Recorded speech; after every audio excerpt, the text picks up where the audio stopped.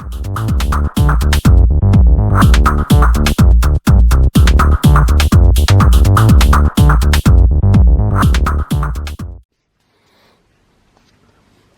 here we are again. Now we're just cleaning the exhaust up, fit the front pipe. That looks nice, doesn't it?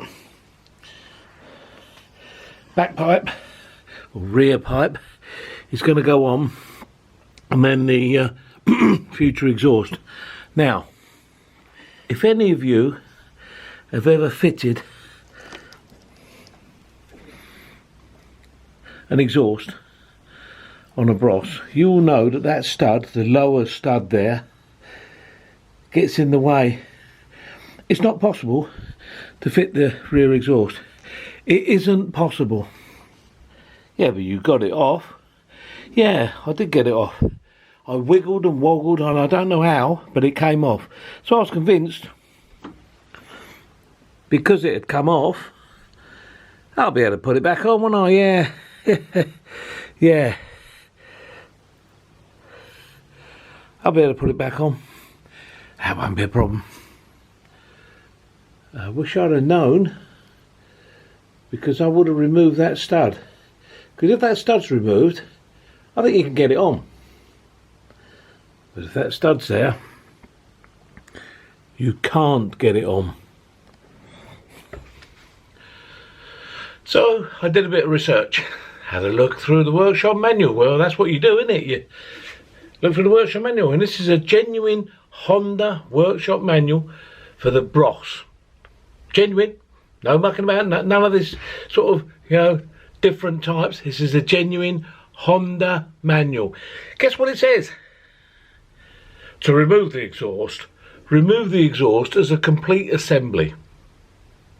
Eh? A complete assembly. That's the two pipes and the, they call it a muffler, but we call it a silencer, as one complete unit. Just undo the bolts and remove it. When you're fitting it back on, just, fit it back as an assembled unit. Well, I'll tell you something, Honda. Show me a video of it being done, because it ain't possible. It's not possible. I've spent about an hour fiddling and faffing, because I got it off, so I know it comes off. So if it comes off, it's got to go back on, isn't it? Yeah, so I've faffed and fiffed and dissed and that. I'm not forcing it, not hammering it, not going to give it any violence. It's going to go back the way it came off. In the end, I've got indoors and had a couple of drinks, which is probably why I'm a little bit ranty now. It ain't going to go on. So what I'm doing, I'm looking for different ways to help anybody else that might be silly enough to have this job to do. I think I've found an alternative way of getting it on. If it works, then I'll let you know. Lovely, eh? That is the nearest you can get. It's in there, but notice how the lower stud is in the pipe. You can move the pipe around willy-nilly, up, down, left, wherever you want.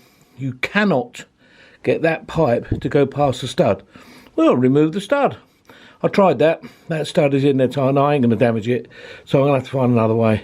But I'll tell you something. The next one of these I do, I'm removing that stud. Remove the stud when the engine's out, so that you can get it back on easily.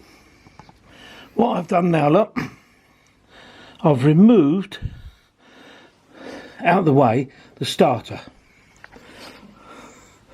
The starter is just out of the way. I'm going to see, can I get that bloody exhaust in there with the starter out of the way? Because if I can, and I can then fit the starter back in, I've done it, haven't I? 2 seconds later, the exhaust is in position. But now I've got to refit the starter. Is it possible to refit the starter with the exhaust in position? We're about to find out. The answer is yes, you can remove the starter and fit it back in. It ain't easy, but it's a hell of a lot easier than trying to get that bloody exhaust over that stud, and it's a lot quicker. So if you do that, you will then have the exhaust in position, as I have. So yeah, after a little while, there is the future exhaust system front section attached to the pipes. The pipes in position, fully adjusted up, everything looking good. So the adventure of fitting an exhaust